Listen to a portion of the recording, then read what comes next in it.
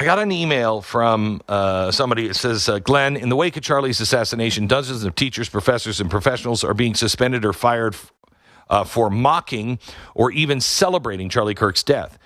Critics say conservatives are now being hypocritical because you oppose cancel culture.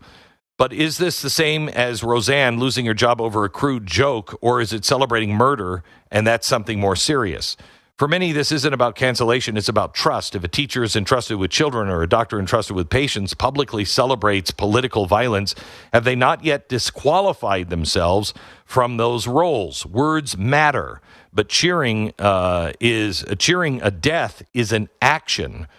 Is there any consequence for this? Jonathan, yes, there is. So let's have that conversation here for a second. Is every speech controversy the same? The answer to that is clearly no. I mean, we've seen teachers and pastors and doctors and ordinary citizens lose their job now just for saying they don't believe children under 18 should undergo transgender surgeries. Okay? Lost their job, chased out. That opinion, whether you agree or disagree, is a moral and medical judgment. And it is a matter of policy debate. It is speech in the public square. I have a right to say, you're mutilating children. Okay, you have a right to say, no, we're not. This is best practices. And then we can get into the science of it. And we don't shout down the other side. Okay? Now, on the other hand, you have Charlie Kirk's assassination. And we've seen teachers and professors go online and celebrate, not criticize, not argue policy, but celebrate that someone was murdered. Some have gone so far and said, it's not a tragedy, it's a victory. Somebody else, another professor said, you reap what you sow. Well, let me ask you, are these two categories of free speech the same? No, they're not. Here's the difference. To say I believe children should not be allowed to have gender surgeries before 18, that is an attempt, right or wrong, doesn't matter which side you are, that is an attempt to protect life, to protect children, and guide society. It's entering a debate about the role of medicine, the right of parents, and the boundaries of childhood. That's what that is about. To say Charlie Kirk's assassination is a good thing, that's not debate. That's not even an idea. That's rejoicing in violence. It's glorifying death. There's no place in a civil society for that kind of stuff. There's not. And it's a difference that actually matters. You know, our founders fought for free speech because they believed, as Jefferson said, that error can be tolerated where truth is left free to combat it. So I have no problem with people disagreeing with me at all. I don't think you do either. I hope you don't. Otherwise, you should go back and read the Constitution and the Bill of Rights. Error can be tolerated where truth is left to be free to combat it. But when speech shifts from debating ideas to celebrating death, doesn't that cease to be the pursuit of truth and instead just become a glorification of evil? I know where I stand on that one. Where do you stand? I mean, if you go back and you look at history, in colonial colonial America, if you were a dissenter and you were going against the parliament, against the king, those words are dangerous. They were called treason, but they were ideas. They were arguments about liberty and taxation and the rights of man. And the founders risked their lives against a dictator to say those things. Now, compare that to France in 1793. Thomas Paine, one of our founder, kind of, on the edges of our founders, he thought that what was happening in France is exactly like the American Revolution. Washington knew it wasn't. There, the crowds, they didn't gather to argue, okay? They gathered to cheer the guillotine. They didn't want the battle of ideas. They wanted blood. They wanted heads to roll, and roll they did. Until the people who were screaming for the heads to roll, shouted for blood, found that their own heads were rolling. Then they kind of turned around on that one pretty quickly.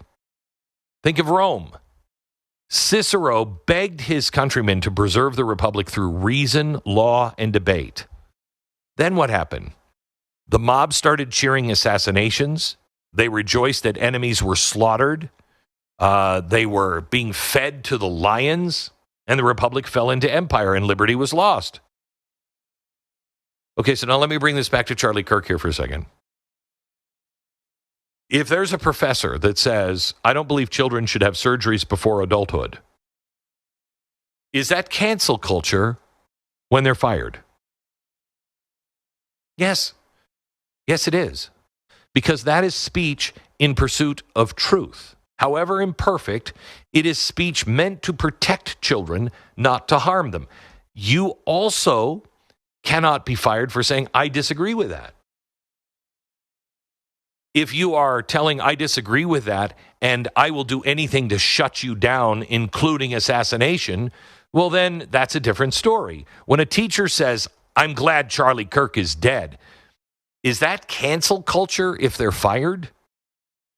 Or is that just society saying, I don't think I can trust my kid to that guy or that woman? That's not an enlightening mind. Somebody who delights in political murder, I don't want them around my children. Scripture weighs in here too. Out of the abundance of the heart, the mouth speaketh. Matthew. What does it reveal about the heart of a teacher who celebrates assassination? To me, you go back to Scripture, woe unto them that call good evil good and good evil. A society that will shrug on speech like this is a society that has lost its moral compass. And I believe we still have a moral compass. Now, our free speech law, does it protect both? Absolutely. Under law, absolutely. Neither one of them should go to jail. Neither should be silenced by the state. But does trust survive both? Can a parent trust their child to a teacher who is celebrating death? I think no.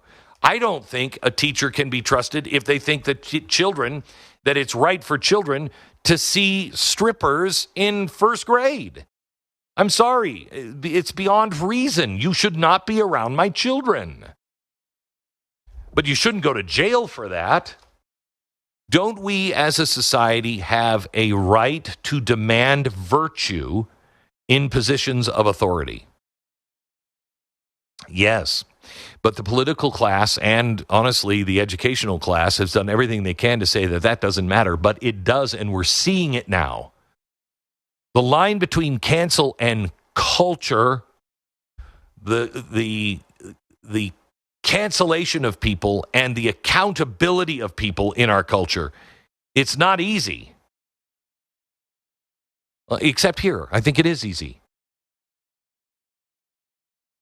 Cancel culture is about challenging the orthodoxy, opinions about faith, morality, biology.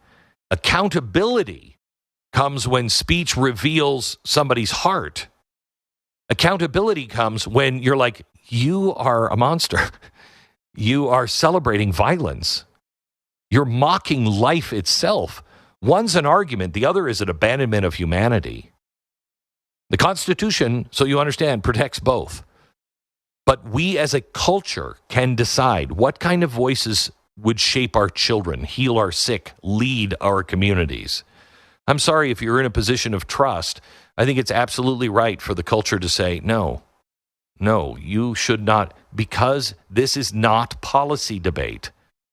This is celebrating death. Our founders gave us liberty, and, the big thing was, can you keep it? Well, how do you keep it? Virtue. Liberty without virtue is suicide. So if anybody is making this case to you that this is cancel culture, I just want you to ask them this question. Which do you want to defend?